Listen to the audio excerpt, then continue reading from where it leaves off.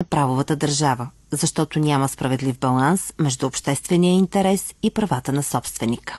Тази разпоредба не може да се приеме нито като санкция в едната или в другата част. И говоря за отнемането на МПС-то или за присъждане на равностойността и поражда множество проблеми, поради което сме ходили на обучение и между нас е коментирано, че е правен нонсенс и правен абсурд и ще последват дела срещу съда.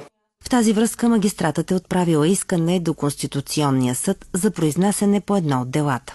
Самите престъпления не са тежки по смисъла на закона. Законодателят е предвидил лишаване от свобода, глоба и лишаване от право да управлява моторно превозно средство. Наред с тези три наказания, алинея 5 вече привнася един вид квази санкция, конфискация, която реално не е конфискация, тъй като това не е средство, а е предмет на престъплението. Отделно, ако не е собственост на деца, предвижда присъждане на равностойност.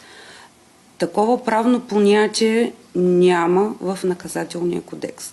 Миналата година в районен съд Свиленград са били гледани 37 дела срещу шофьори, употребили алкохол или наркотици преди да се качат зад волана. По-голяма част от тях са завършили със споразумения, като хората са били съгласни или да се отнеме моторното превозно средство, или да им се присъди левовата му равностойност. Голямата си част дейците са предимно водачи на трудов договор.